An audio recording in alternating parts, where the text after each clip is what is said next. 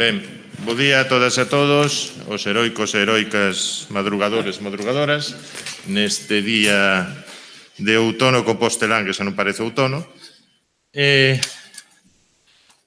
Seguimos coa terceira sesión do Simposio Nacionalismo Galego Diáspora, sesión dedicada aos ecos da emigración en Galicia, e para nós unha honra, e para min en particular unha honra, presentar o primeiro relator, o que abre a sesión, o profesor Ramón Villares. O profesor Ramón Villares non precisa moita presentación, mas ben ninguna presentación, menos aínda nesta casa.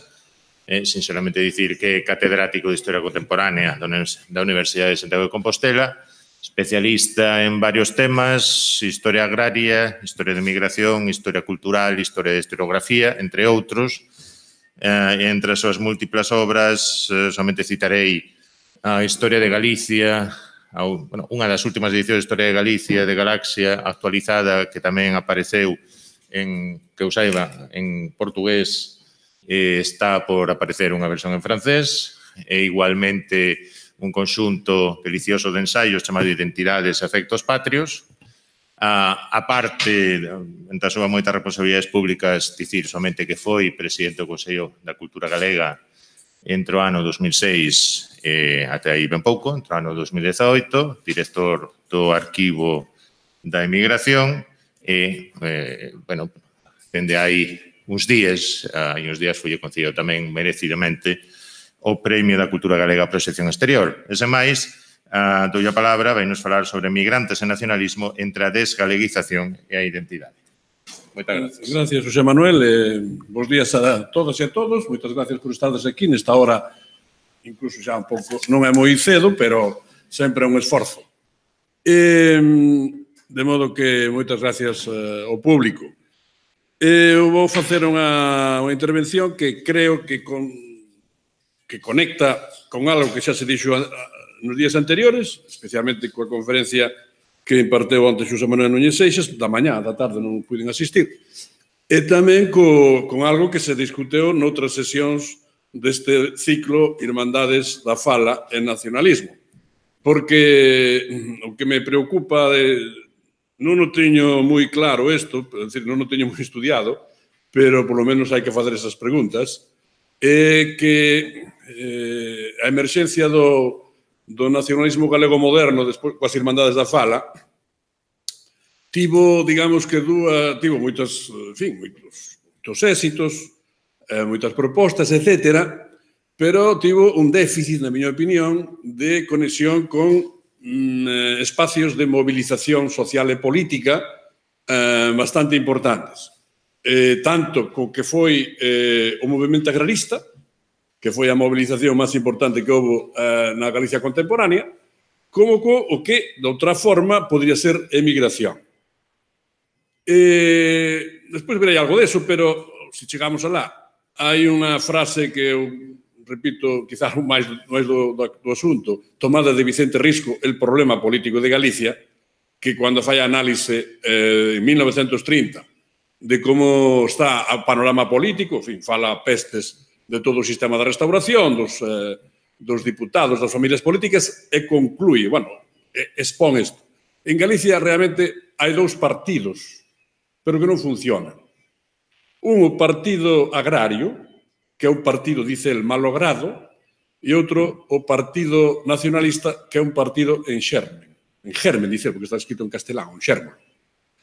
Isto xa me preocupou tratar de dar unha explicación cando intervín no 2016 a respecto deste problema, das Irmandades da Fala como emerxencia dunha proposta de modernización política de Galicia, pero ao propio tempo, sin, para usar esta palabra que agora se usa moito, sin confluencia co agrarismo, comparando co caso irlandés, onde realmente foi a movilización agraria de fin do século XIX a que concienciou a unha gran parte da poboación irlandesa e derivou despois no partido parlamentario, despois no Sinn Féin e na independencia de Irlanda, como se sabe. Non é que todo sexa mecánicamente exporto así, pero algo deso hai. Entonces, Agora ven o segundo punto, que para min, ainda sendo moitos anos, pero creo que non con moito traballo, director do Arquivo de Emigración, que creo que ainda merece moita máis investigación, que é a relación entre un proxecto nacional en Galicia e a situación da emigración en América. A emigracións hai moitas. Aquí vou me referir só á fase de emigración americana. E dentro dela, a fase de emigración masiva. Entón, como conflui ou non e cuáles son algúns dos problemas que isto plantea. Entón, resumido neste título, é a emigración pode ser unha forma de creación de identidade, pode ser unha forma de desgaleguización, por tanto, de perda de forza do proxecto nacional que se está construindo en Galicia. Este é un debate que permeou as elites intelectuais da altura, os debates sociais, as publicacións, que tivo lugar aquí e na América e que, en xeral, estivo máis influído por clichés, por estereotipos, a veces ou negativos ou moi entusiastas, que por unhas análises realmente firmes do que isto era, non? Por tanto, primeiro temos, eu uso a palabra emigración, porque a palabra diáspora, ainda que a puxamos no título, é unha palabra que obriga moito, porque diáspora normalmente procede dun trauma. En cambio, a emigración, non digo que sexa voluntaria, pero ten unha parte de opción, non sempre.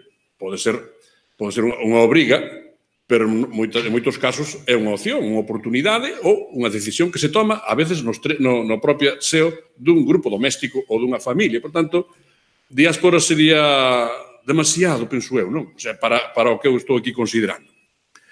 Por tanto, emigración e galeguismo no sentido de nacionalismo. Os propios autores da época, empezando Risco, Otero Pedralbes, dicían o Partido Galeguista, isto é, o nacionalismo, que decían galeguismo e nacionalismo, máis ou menos se pode identificar.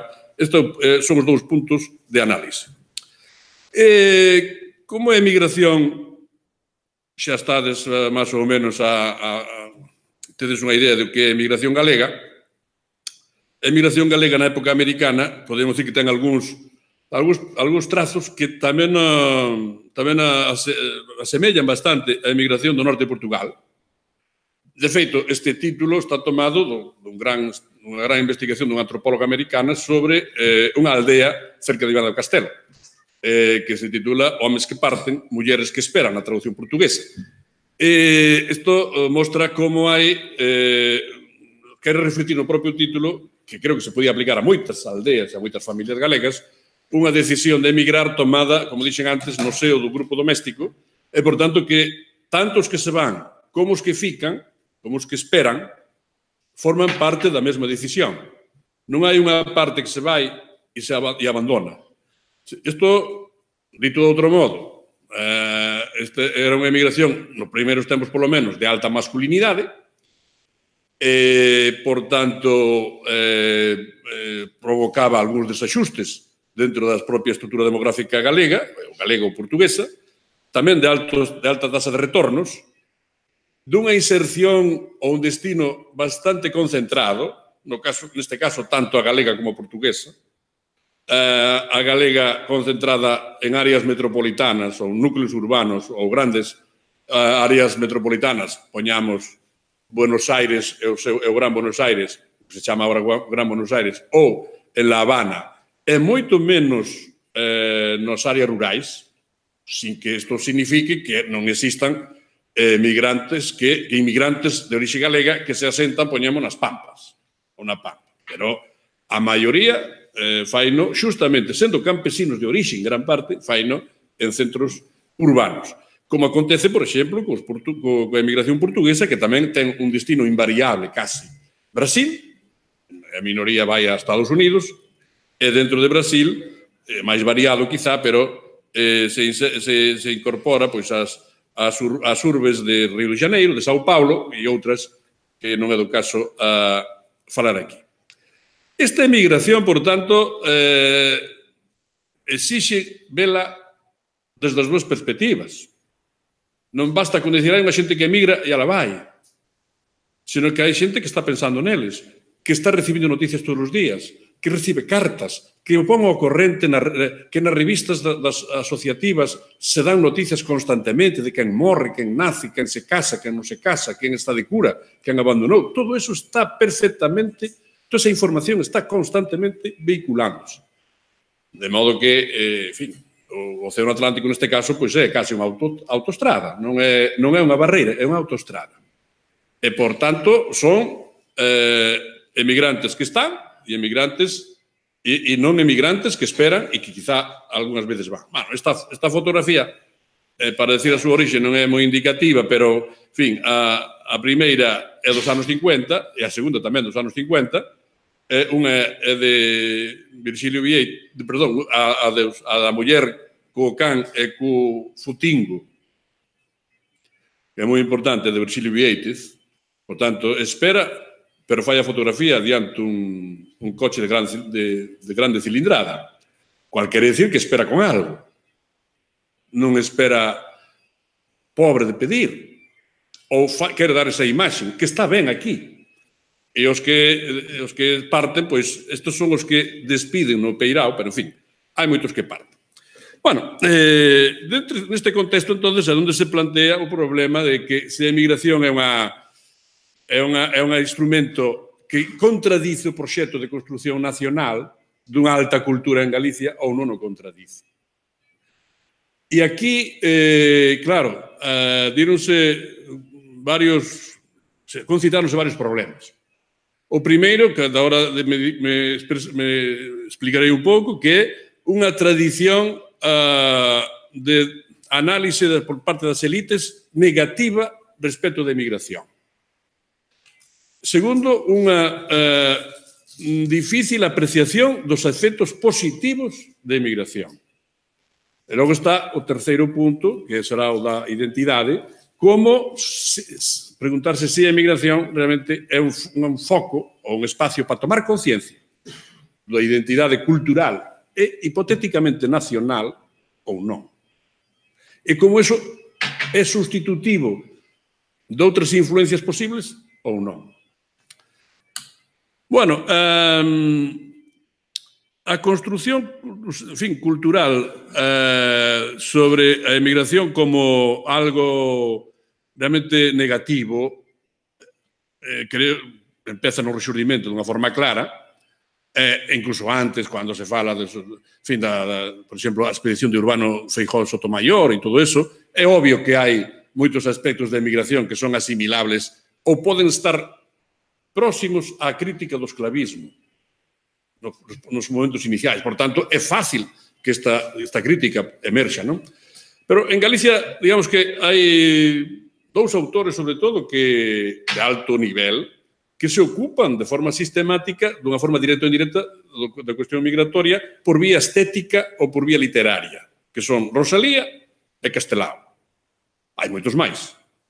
Pero Rosalía, podemos decir que inicia un camiño bastante sistemático, non só de crítica de emigración, sino tamén de construción dunha imaxe negativa de emigración que é asumida polos propios emigrantes. Cando fala de para Habana me vou, venderlo os pois, venderlo o pote, etcétera, etcétera, ou toda esa crítica, digamos, moral, ou dos castellanos de Castilla tamén, significa que hai unha percepción social que ela reflicte nas súas poesías.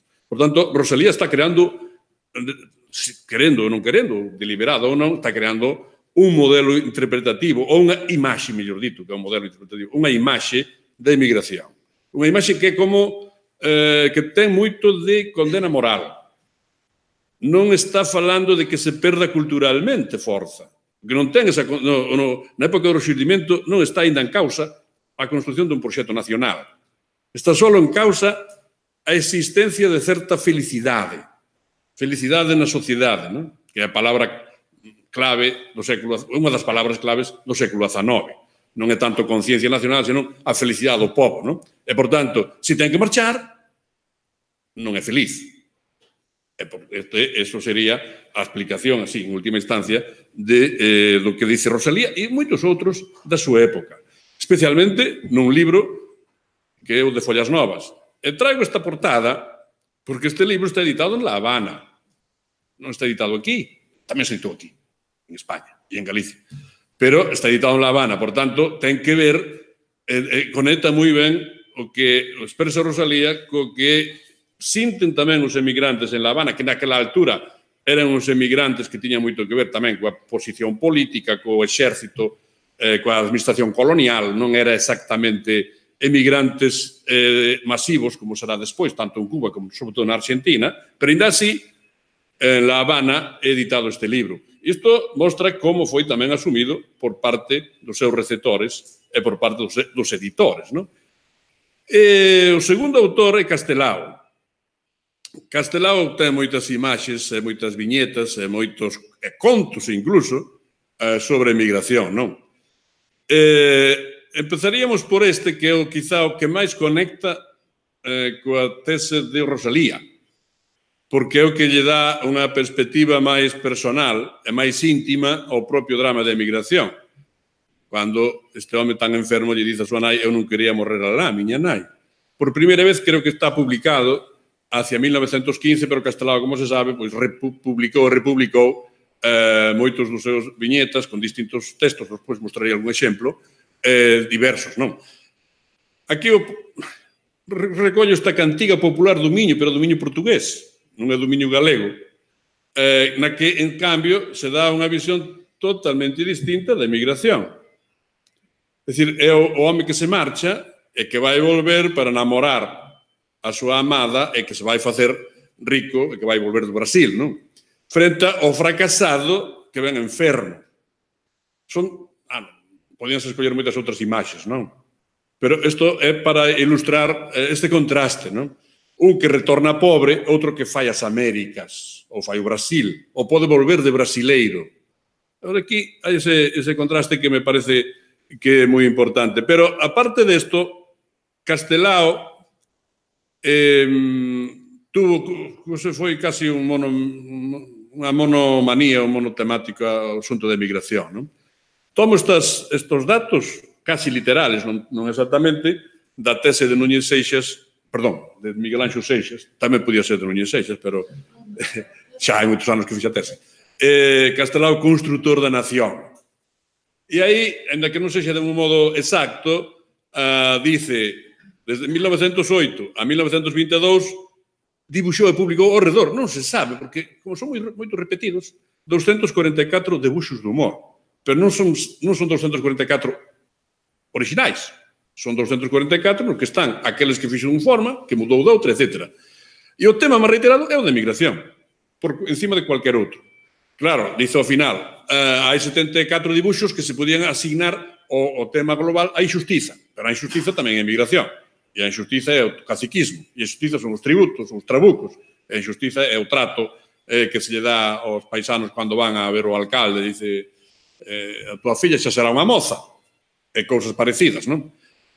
En total, dice Miguel Anxo que serían 50 imaxes dedicadas á emigración. Por tanto, Castelao ampliou notablemente ao tema da emigración como xeto de análise e, sobre todo, como xeto de transmisión dunha idea non só negativa sobre a emigración, sino que bloquea o que Galicia pode ser e a forza de Galicia. Isto é unha idea que está presente en moitas das súas viñetas que logo sería, en fin, repetida constantemente dunha forma ou doutra. Só como dous exemplos, máis moderno, o libro de Celso Emilio Ferreiro, Viaxe aos País dos Enanos, ainda que é de outro estilo totalmente distinto, pero é unha denuncia de como a emigración é o desleigamento da cultura e do compromiso con Galicia. Por tanto, son os ananos que non comprenden o que está pasando en Galicia. Como sabedes, este libro foi publicado creo no ano 68, 69, a partir da súa experiencia en Venezuela. Tuvo bastantes críticas e deu moito que falar, pero no fondo é a expresión daquelo que Celso Emilio, non sei se o dice neste libro ou noutro, ese berro que dice pechade todas as portas que non saia ninguén. Que volve a conectar casi con Rosalía. É dicir, que hai como unha concepción un pouco mercantilista da emigración. Canto máis efectivos perdamos, máis débiles seremos. Cantos máis emigración, máis pobre será Galicia. Menos rica será. Por tanto, hai unha constante interpretativa que chega, incluso, por exemplo, en Beiras, o atraso económico, ten unha interpretación tamén deste estilo. Eu non estou criticando as súas posicións, porque son lexítimas, non só lexítimas, senón que incluso foron moi importantes e mobilizaron moitas conciencias na súa época. Solo, como historiador, debemos historizar este proceso. Non? Por exemplo, Beiras concede unha gran importancia, como foi estudioso, fixo tese sobre a estrutura demográfica de Galicia, ao debilitamento da propia estrutura demográfica, e neles, entre outras cousas, non só o envellecemento, que é unha das claves desa estrutura demográfica, senón tamén a emigración. Claro, que ele xa estaba pensando non só na emigración a América, senón tamén na emigración a Europa. Pero os seus clichés interpretativos teñen máis que ver coa tradición da xeración nós, e mesmo do galeguismo dos anos 50 e 60, e propiamente incluso de Celso Emilio, que co que estaba acontecendo coa emigración a Europa. De modo que está aquí, temos, por tanto, que a relación das elites culturais galegas, de algunhas, é bastante conflictiva co asunto migratorio, por decirlo dunha forma suave.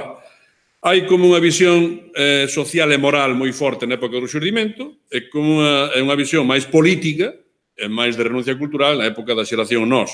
E a partir de aí se instala esta idea de que a emigración desgaleguiza ou perdes efectivos ou impide o problema central das Irmandades da Fala, que era lograr unha renacionalización. Agora, como explicar que se deixa de renacionalizar a partir de efectivos que son falantes galegos? Porque van a América? Probablemente sí, algúns. Claro, Castelao tamén ten algunhas viñetas que dice que se rí, é moito non só Castelao, daqueles que retornan e veñen falando castellano. E dice, que bien cortado, como corta o castellano, decían as aldeas daqueles que retornaban. Dunha forma despectiva tamén.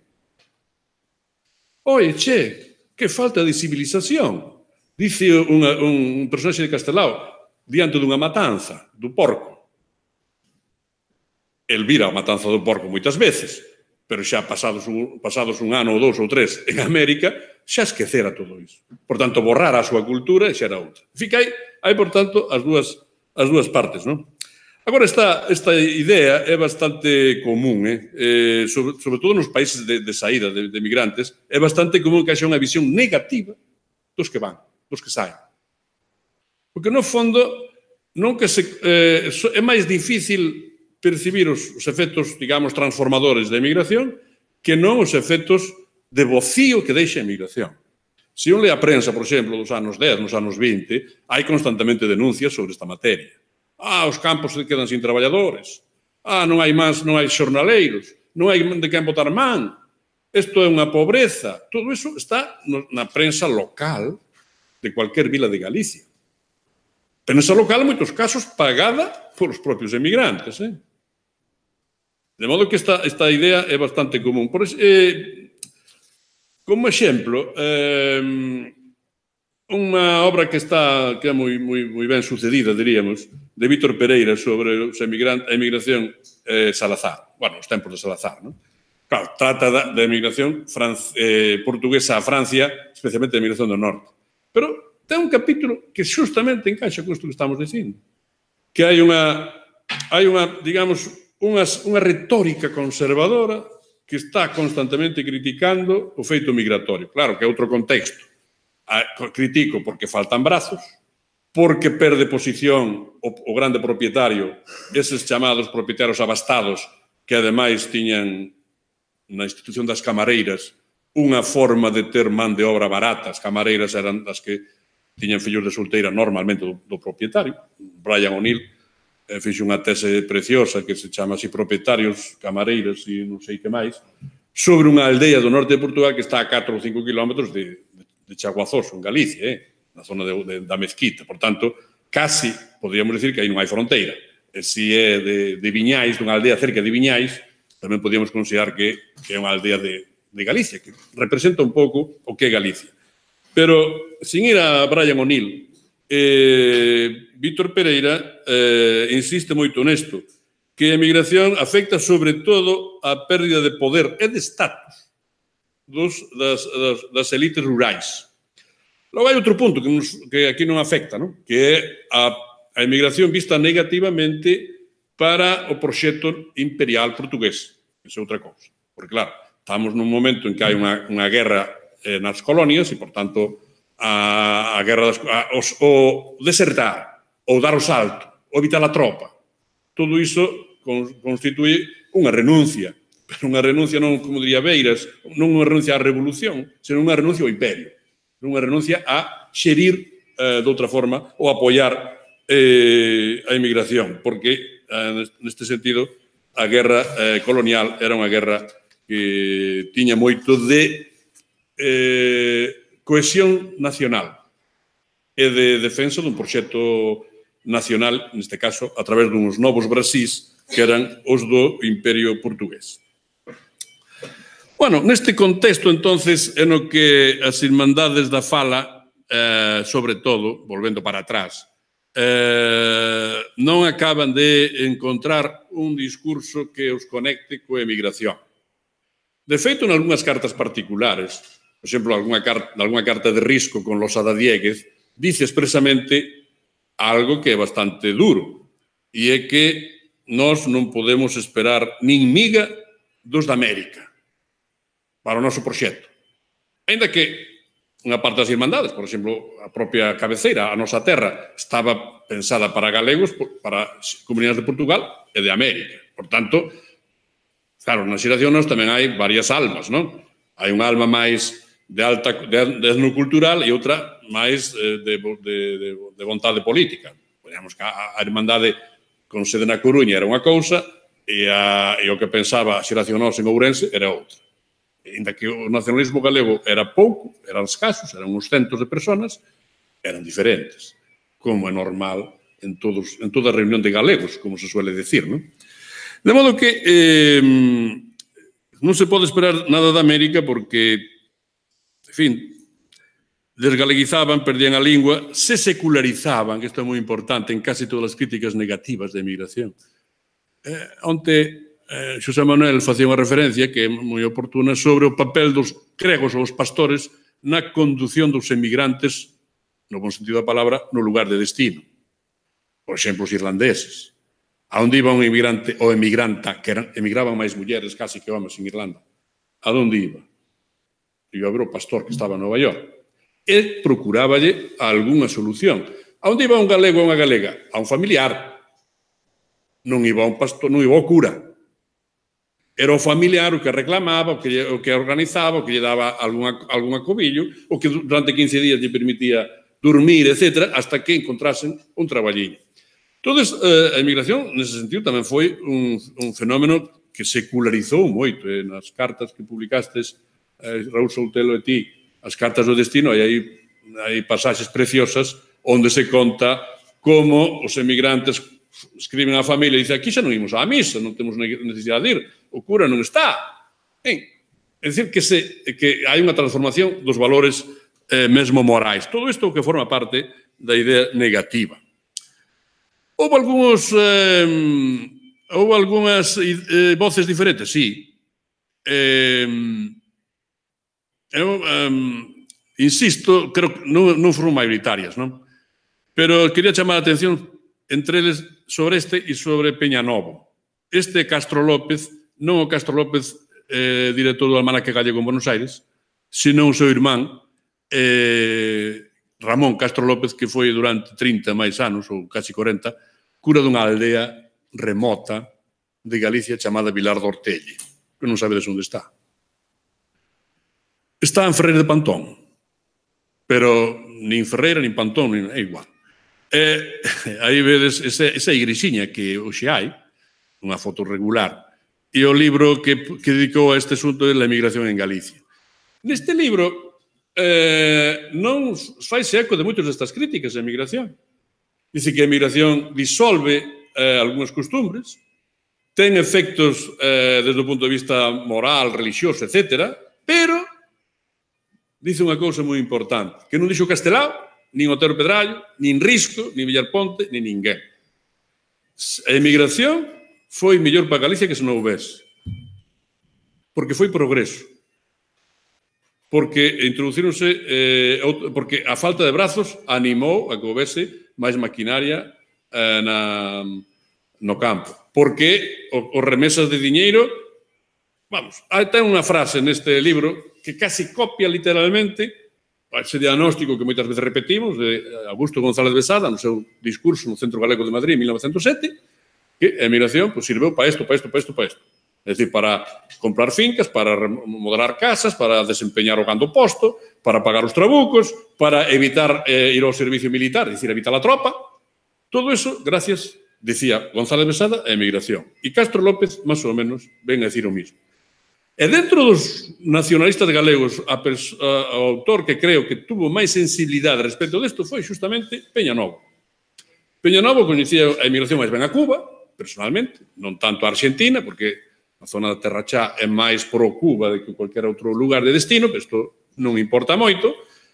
E ocúpase de emigración xa desde o principio, desde que escriben El ratón de Villalba nos anos 13 e 14, e logo xa como líder, primeiro como líder das Irmandades, e despois como xornalista en el pueblo gallego, ocúpase moito desto, moitas veces desto, e ten un traballiño que chama El dinero del emigrante, que é francamente revelador deste punto. Dicir, ollo que aquí hai que fiar máis fino. Entonces, dándolle voltas a eso, podíamos chegar á conclusión de que a emigración non foi tan irrelevante para Galicia como pensaban os que a despreciaban. E aquí está unha comparación entre, claro, é indicativa, non? Pero unha comparación entre o que pensaba e dicía Peñanovo, en términos aproximados, e o que dixo Alexandre Vázquez na súa tese inmensa sobre a emigración galega, inmigrantes, transportes, non sei que máis, non? Bueno, vedes que hai unha concordancia relativamente alta. As apreciacións impresionistas de Peñanovo son do ano 28, cando publica en El Pueblo Gallego ese artículo, que é un artículo un pouco largo, non? Por tanto, creo que con que se monetiza o campo galego? Monetízase con remesas. Que son as que permitiron redimir os foros, comprar casas, modelar, facer casas novas, todas as cousas que xa sabemos. Monetízase coa venta do gando, dice Peñanovo, coa venta do gando no mercado interior, coas reses vacunas, sobre todo, que se destinaban ás carnicerías de Madrid, Valladolid, Castela, incluso Barcelona. A Barcelona un pouco máis difícil porque había que exportalos en vivo. Pero, en fin, había cadeas extraordinariamente importantes de venta e que despois deron origen a toda a industria, a toda a agroindustria ou a industria cárnica da época do franquismo, non? Hai que recordar que unha das familias que foi pioneira nesto foi a familia Fernández. E a familia Fernández empezou no século XIX a exportar en vivo moitos excedentes pecuarios con destino ao mercado madrileño e de outros lugares. E logo, a exportación de madeira e as conservas. Bueno, Peñanovo dice conservas, Alexandre Vázquez dice pesca, que é máis que conserva. Se sería conserva máis exportación de produtos frescos, por exemplo, ou exportación de peixe para consumo directo en fresco. En resumen, que hai aquí como unha desconexión entre a imaxe que se crea da emigración e o que realmente pesou a emigración na configuración da estrutura económica de Galicia e, por tanto, tamén, en parte, na súa modernización. Ahora, por que non era visto así, eso é difícil ou é outro conto, non? Entón, con eso vamos á segunda parte, un pouco máis breve, que é a parte de... Visto todo isto, realmente cumpleu a emigración un papel de creación de identidade. Ou dito de outro modo, a emigración foi unha ocasión para resolver eso que nas precondicións que se explican por parte da literatura especializada de como se produce unha ruptura social e tamén cultural que permite que haxa un contingente de poboación que tome conciencia de que debe de seguir outro camiño. esas precondicións, estou falando da idea xeral, por exemplo, de Miroslav Roch, son que haxa un industrialismo, unha industrialización, o que realmente haxa unha oportunidade para poder separar aqueles que son ganadores daqueles que son perdedores. E isto crea, ademais, fractura social, crea segregación, sexan maquetos, sexan metecos, sexan charnegos, sexan o que sexa. Todo isto está presente na emigración alá, na América. Tamén hai segregación, non moito ou pouco, eso é outra cousa, pero hai segregación en orixe. Entonces, dado que, no caso de Galicia, o nacionalismo non se pode explicar por industrialismo, non é fácil explicarlo por industrialismo, nin, como vemos, Vicente Risco explica, dice, bueno, o Partido Nacionalista está en Xermolo. Non se sabe o que pode ser. Era en 1930, xa onde estaban os movimentos nacionalistas de gran parte de Europa. Por tanto, unha hipótese probable sería que a emigración sirva, sexa a ocasión para tomar conciencia. Eu chego aquí, me encontro con unha sociedade que é distinta, usos distintos, lingua distinta, cultura distinta, eu que son, por exemplo, os que van a Madrid, ou incluso os que van a Secas a Castela, pero eso era moi difícil. En Madrid, na Corte de Madrid, canta xente non tomou conciencia da súa propia identidade. Pero son galego. Pero tomaron tamén os bretóns en París. Había unha criada que deu lugar a unha das manifestacións máis importantes de publicacións de banda diseñada en Francia, que foi a figura de Picasso. A Picasso é unha mucama, digamos. É unha figura, un ideal tipo de unha mucama, neste caso, unha bonne de chambre, en París. Pois esos que estaban en París, fosen ou non criadas, tomaban conciencia de cual era a súa situación, non? Isto sucedeu na emigración. Ese é o problema de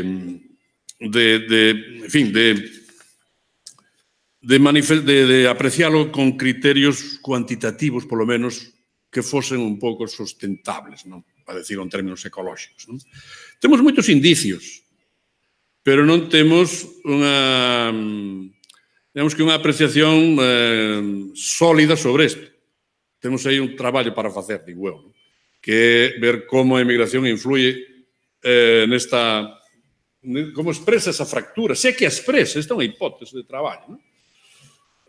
Indicios. Bueno, os indicios son bastante grandes porque na emigración teñen eco moitas das propostas e ideas que se desenvolven en Galicia e que se trasladan á emigración. Mesmo o movimento regionalista ou as Irmandades da Fala, o Partido Galeguista, a autonomía, etc., teñen eco na emigración. Por tanto, non están alonxados deso. Pero eu creo que é moito máis importante o que fixo a emigración desde o punto de vista de recrear unha comunidade imaginaria ali a partir da experiencia de aquí, non? É dicir, como na súa sociabilidade diaria, en isto hai moitísimos exemplos, é algo que, por exemplo, José Antonio Vidal, no seu libro sobre a Galicia antillana, chamala giromanía. Claro, bueno, que era común naquela época. E a giromanía eran aquelas festas que se facían, por exemplo, en La Polar, ou en La Tropicana, ou en Palermo, La Polar ou Tropicana en La Habana, ou en Palermo, ou nos Xardíns de Palermo, en Buenos Aires, nos que se reunía a xente dunha comunidade pequena, dunha parroquia, ou incluso dunha aldea, e ali construían, digamos, a súa sociabilidade. E hai moitos exemplos desas fotos, están as revistas de emigración cheas deso. Los de Pontareas, que non sei, incluso en Lisboa, probablemente, non? E, por tanto, esta práctica da xiromanía, en fondo, está trasladando a aldea da que veñen o lugar de destino. Por tanto, non a esquecen, senón que a recuperan. Recuperan incluso dunha forma un pouco chusca, non? Non sei se teño aquí... Aquí. Este é o menú étnico dunha xira en Cuba duns emigrantes de Chantada. Que nunca, eu creo que isto nunca foi publicado, que sodes vos os primeiros que o ledes, non? Recollido dunha revista, dun periódico que durou un ano así, La Comarca. Agora, o importante, en fin, isto pode ser unha broma, non?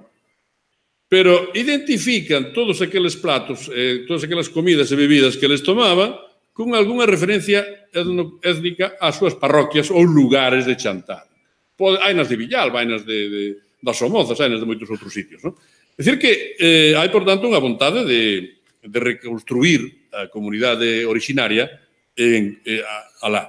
Pero hai outro punto máis importante, e é que a emigración contribuiu a crear unha, iso que antes se dicía, unha etnicidade simbólica, algúns símbolos.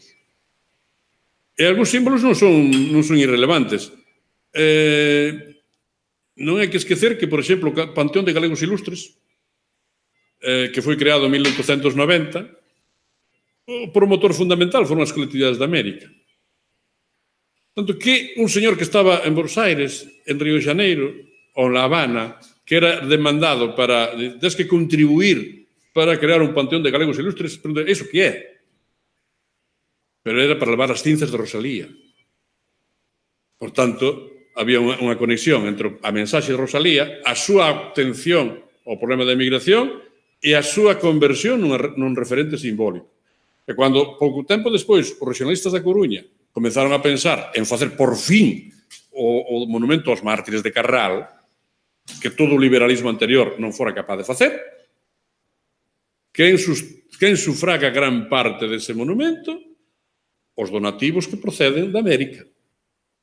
Pero non é un indiano que diga isto faigo eu porque así chego, levo ademais un traxe branco e uns zapatos de charol e unha leontina, xa triunfo, non? Non eran os García Naveira que fixeron a ponte que fixeron o parque do Pasatempo. Eran emigrantes, digamos, medios e baixos, que contribuían con un peso ou 2 pesos cada un a facer ese contributo ou esa aposta por crear, por exemplo, o Panteón de Galegos Ilustres ou os mártires de Carral. E que decir de como asumiron, por exemplo, a mensaxe de Murguía de Galicia como terra celta, non? Que foi asumido na emigración dunha forma entusiasta. Ou incluso os debates, como estudiou Xosé Manuel, sobre Colón, e a patria de Colón, e a función de Colón, e o Colón como non italiano, sino galego, que tiña na emigración moita funcionalidade. Bueno, pode ser que unha parte destes movimentos, destas accións, poden ter moito que ver con a certa autoestima de quen saíu da aldea, está en Buenos Aires, necesita contender con outras colectividades, con outros contingentes migratorios, basicamente neste caso con italianos, e, por tanto, necesita unhas asas ás que agarrarse, unha forza que lle permite decir eu tamén son importante, eu tamén veño dunha cultura importante. Pero esa vir de cultura importante ten efectos retroactivos sobre o interior. E tamén se traslada a Galicia a través do apoio á Real Academia Galega, da fundación da Academia Galega, en boa medida, non? Da creación de moitos outros propostas, entre eles o campus universitario. Este campus universitario, que é o primeiro plano ideal do que sería o actual, xa non se conoce, xa non se distingue, campus universitario, foi feito na época da ditadura Primo Rivera e con grande apoio, entusiasta apoio das comunidades de emigrantes de Buenos Aires, sobre todo. Por tanto, non estaban lonxe da patria, nin estaban fora dela, senón que tiñan outra concepción da súa propia patria galega, non? E quen dice isto, todo o seu traballo de apoio da formación, traigo aquí porque me é moi próximo, está case ao pé da miña casa natal, esta Escola de Habaneiros da Liga Santa Vallesa, non? Que felizmente vedes que está agora recuperada desde 2007. Foi fundada en 1907. E aquí unha foto ben expresiva da cantidad de xente que agrupaba naquela altura, non? Cando foi inaugurada, creo que foi en 1916. Por tanto, o papel da emigración non só é negativo ou desgaleguizador, senón tamén permite unha renacionalización cultural, non quizá co rigor teórico que demandaban as irmandades, a xeración nós, pero isto é o que sucede.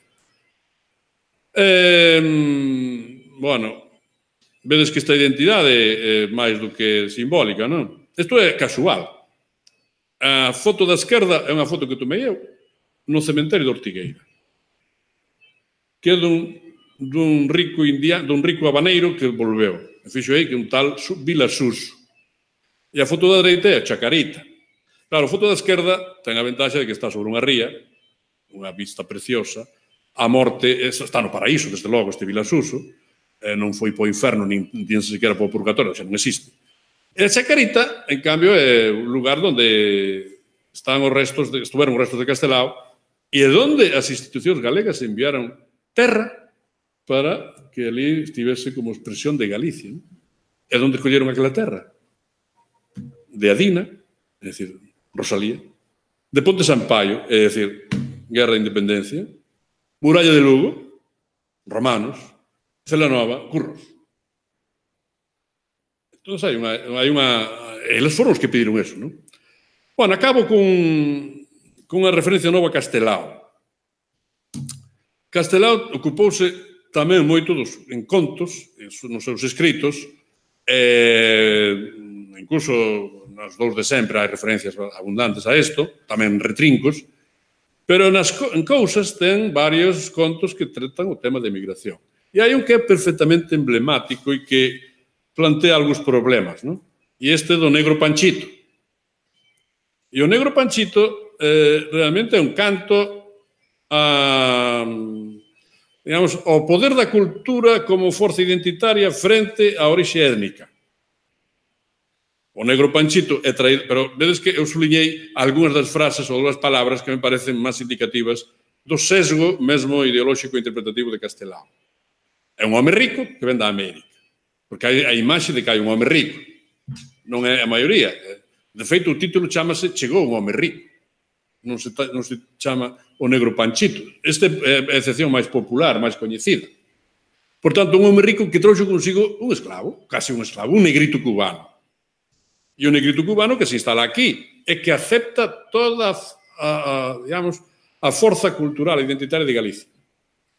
Neste sentido, toca a gaita en Xebre, botar a Toruxos. Sería o trunfo do que Castelao negaba. Se o trunfo da permeabilidade cultural aquí frente a non só a un emigrante, senón a un negro. A un negro que era, por tanto, de outra raza, outra etnia, outra cultura. E cando quedou sin pai, fai como a todos, emigra. E aquí ven a solución moral, non? Vai para A Habana e na Habana non se encontra. Por tanto, o que emprendera en Galicia é superior ao que a súa propia orixe social, cultural, etc. lle podía dar. Eu aquí morro, a fogo, con esta calor. El, que nacera con 30 grados á sombra, ou 35 grados á sombra, afoga con esta calor e volve. Pero volve como? Pobre. Entón é coherente. Volve con un sombreiro de palla e un traxiño branco. Non volve rico, como volveu o seu protector. De modo que, neste punto, creo que a emigración ten, claro, unha forma dupla de poder ser, en moitas formas duplas, ser entendida. Se volvemos ao principio, os homens que parten, as mulleres que esperan, tamén son os emigrantes que se conciencian, os emigrantes que non, e aqueles que recrean a súa comunidade de orixe, aqueles que non, aqueles que retornan e renegan, e aqueles que retornan e apoian. Porque, como sabemos, máis de 3/4 partes dos emigrantes nin se asocian, nin gardan a súa propia identidade, non se asimilan de todo, pero vanse asimilando progresivamente, por tanto, é unha minoría da coa que estamos contendendo. Agora, con isto acabo. O debate que hai na cultura europea, especialmente na española, sobre como se transformou e se modernizou na época da súa Idade de Plata, insiste constantemente na idea de que España es el problema, dita por Ortega, España es el problema, Europa es la solución, que foi pronunciado nunha famosa conferencia dita no lugar, el sitio en Bilbao en 1910 ou 1911 aproximadamente. Por tanto, o que se pense é como nos modernizamos, a través de Europa. E eu creo que, no caso de Galicia, a pesar dos da xeración nós, que tamén pensaron como Ortega, ainda renegando de Ortega, querendo facer construir unha imaxe ou imaginario cultural distinto e alternativo a Ortega, foron a Europa. E foron a Europa a buscar a súa propia identidade. Donde se tropezaron tamén co problema da emigración. Bueno, hai moitas escenas desto, pero quizá a escena suprema é aquela donde Adrián Solovio decide volver. E Adrián Solovio decide volver en Berlín. E decide volver como? Despois dunha discusión moi forte, chea de palabras grosas, coa súa muller coa que estaba pasando, digamos, a súa lúa de mel, a Florinda, unha marquesa de Portocelos, que, digamos, non deixaba de mirar con ollos máis que interesantes a un americano. Por tanto, o americano é a alternativa, é o enemigo, é con quen se quer ir aquela muller medio rica, elegante, incluso era atractiva, según a descripción de Solovio, pero que prefería un americano frente a un rapaz, que era Solovio, que decidía que tiña que volver á súa patria e redimila. Por tanto, construir unha alta cultura e construir unha estrutura nacional. O americano é considerado nese momento supremo como un adversario, casi como un enemigo. Unha cousa parecida a outro texto que é casi un glosario doctrinal nacional no seu día, que foi o libro de Eugeni Dors, La bien plantada. E La bien plantada conta a historia dunha pubila, La bien plantada, que tamén nun momento determinado se encontra co enemigo. Pero en este caso, quen é o enemigo? Un diputado gallego. Un diputado galego. Non é un americano. Pero o efecto é parecido. Hai un poder de atracción por aquilo que non debes ir e hai unha vontade, bueno, ou unha decisión, e unha necesidade, ou un mandato, sería un mandato, que debes cumplir. De modo que Solovio, como exemplo, sería o antiamericano, e Florinda sería proamericana. E o americano non sería adecuado para redimir a patria. Pero, para acabar co que decía, no caso de Galicia, hai moito de América na nosa propia modernidade. Mais do que quizá de Europa. E esa americanización debía sustituir na nosa propia interpretación do que a Galicia do século XX, especialmente antes da Guerra Civil, a europeización que se predica da cultura española. Temos un peso americanizador, non americanista, ou de americanización, que quizá por esas ideas tan despectivas e tan negativas de Castelao, de Rosalía, de Curros, de Otero, de Risco, etc., non nos deixan ver o que realmente supuxo como conformación da modernidade de Galicia, incluso política, e desde logo cultural, o aporte americano, e dentro del, obviamente, a emigración, porque ese aporte americano non está na influencia de Borges, nin está na influencia de Rodó, nin de escritores cubanos, senón que está na influencia daqueles que, permeándose con estes escritores, trasladaron a Galicia unha parte da súa visión do mundo.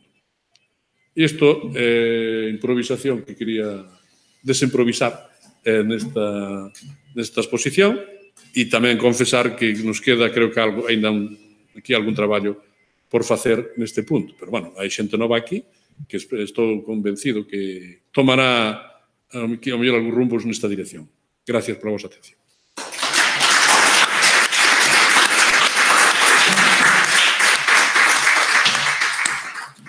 Ben, moitas grazas, profesor Villares. Agora é o turno do seguinte relatorio a cargo do doutor Raúl Soutelo, e que presenta, quen lle pedimos